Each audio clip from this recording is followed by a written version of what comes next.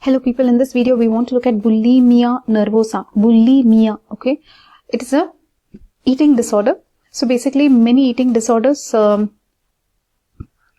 two eating disorders you should know. Anorexia nervosa and bulimia nervosa. So what exactly is anorexia nervosa? Anorexia nervosa, they won't eat.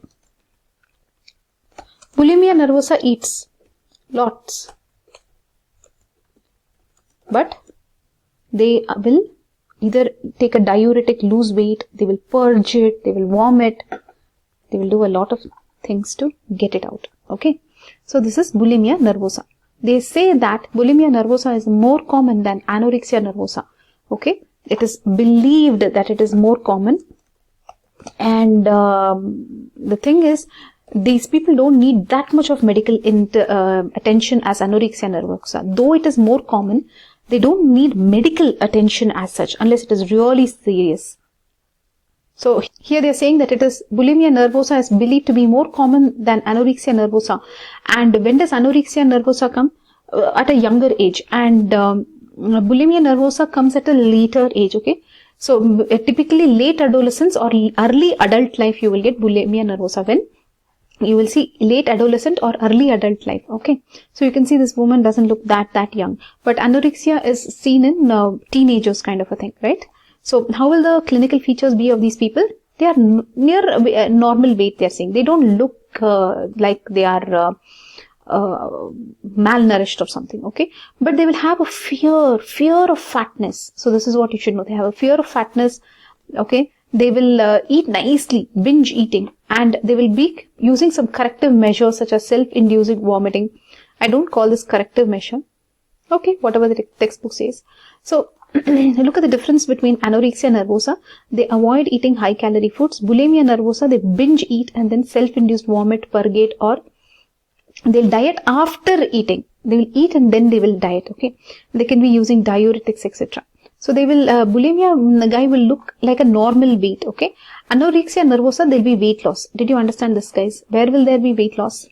Weight loss will be there in anorexia nervosa. Bulimia nervosa, weight is maintained within normal limits, okay. So, let's go forward here. How will you diagnose bulimia nervosa? They have shown some criteria. Just now we saw that, right? 28.32. Yeah, this one only. Recurrent bouts of binge eating, lack of self-control during the eating. Then they will have self-induced vomiting, purgation, dieting after the binge eating. Weight will be normal. Okay. So that's how you diagnose. Now coming to the physical signs, there is something called as calluses on knuckles, Russell sign. Okay. They'll have pitted teeth from gastric acid because they are inducing vomiting all the time. Because of the stomach acid coming out, they have pitted teeth. Calluses on knuckles. Let's look at what this is. Russell sign. This happens because they are putting their hand into their mouth and the incisor teeth could be hurting the knuckles. Okay, this is Russell sign. Okay, Russell sign. Where will you see? Bulimia nervosa. So say it, guys. Russell sign. R-U-S-S-E-L. Russell, callus, what is it? Callus on knuckle. What is the, how do you say this? Calluses on knuckles. Calluses on knuckles. And parotid gland enlargement. Why is there parotid gland enlargement? Salivary gland. Something to do with the eating. It is waiting to release a lot of salivary gland, is it? A salivary fluid. Let's look at this. Saliva. It looks like the parotid gland is too stimulated, okay. So these people, all this action is stimulating the salivary gland. There may be associated physical complications. What physical complications will be there? Dental and esophageal consequences. So imagine all the acid in the stomach is coming out all the time. So it is going to have dental complication. We told you pitted teeth and esophageal consequences. Obviously the esophagus also will have to bear the acid, isn't it? And they can have electrolyte abnormalities, cardiac arrhythmias and renal problems. So look at the problems of bulimia nervosa. Always some cardiac arrhythmias. Kidney they said. So where is kidney here? Renal calculi. Uremia. All this is kidney, right? Then how will they grow at all? So they'll have growth retardation, short stature, pubertal delay, arrest, sick euthyroid state, anemia they will have. How will they get nutrition? How will they get iron and etc. to make RBCs and hemoglobin? So anemia, thrombocytopenia, leukopenia, everything is less in these people. Penia. Then they can have osteoporosis. They didn't get enough calcium. Constipation. Look at this. They'll have constipation. So the body is trying to retain and absorb, is it? Abnormal liver function test. The liver is so confused with what the vomiting looks like. Okay. So these are the medical consequences of eating disorders. Now let us go to the investigations. How will you check if these people are taking any laxatives, diuretics, self-induced vomiting they are doing? How to know? Imagine these people are taking laxatives and they are trying to purgatives, laxatives, diuretics. So this can lead to electrolyte disturbances. They can have hypokalemia, less of potassium. So that is why they are having cardiac arrhythmias. So you'll have to check and take an ECG for these people.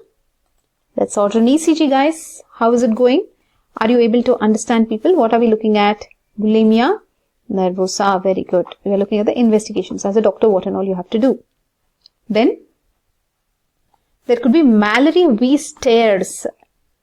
So what is this? Let's look at this. Mallory-Weiss-Stare. A lot of terminologies are there in this Bulimia Nervosa, unlike we expected. This is that esophageal only, same. Tear of the tissue in the lower esophagus because of all the acid and you're forcing the body to vomit.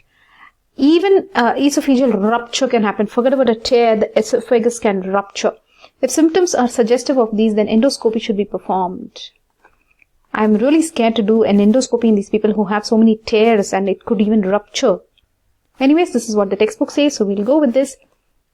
So what did you look at now? What investigations you'll order? Electrolytes you'll ask the blood people, take the blood, check the electrolytes, check kidney function, check ECG, cardiac arrhythmias you check. Potassium means hypopotassium means there can be arrhythmias. Then do an endoscopy to check if there are any esophageal tears, etc.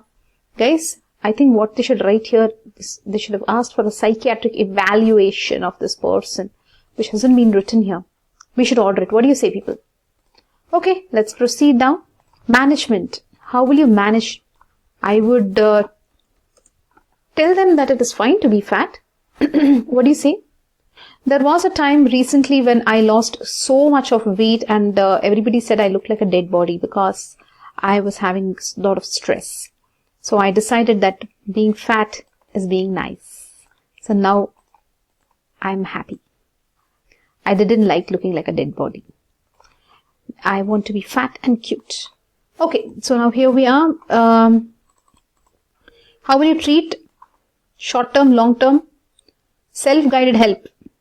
No, that is guided self-help. Okay, and then ITP. ITP is interpersonal therapy. Okay, interpersonal therapy, guys. And that also may be of value. So this is more like a psychiatric treatment. Doesn't it look like that? And if you want to give SSRIs like fluoxetine, you can give. That's more for depression, isn't it?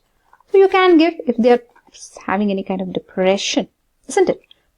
High doses may be required for prolonged period. This appears to be independent of the depressant effect. So not that they are treating depression. There is something that SSRI helps these people. Bulimia nervosa. That's what it sounds like, right? This appears to be independent of the antidepressant effect, okay? So we thought it is antidepressant, but no, it is independent of the antidepressant effect, okay? So we are done with the management. What is the next slide? Prognosis. What will happen to these people? Bulimia is not associated with increased mortality. No, they're not going to die, but a proportion of sufferers they go on to develop anorexia. Okay, they're going to develop anorexia. So now they're going to stop eating. At 10-year follow-up, approximately 10% are still unwell, 20% have subclinical degree, and the remainder have recovered. So looks like 70% have recovered, right? After 10 years. Okay. So it's more of self-help, guys. That's what you have to understand. Bulimia Nervosa complete. Bye-bye.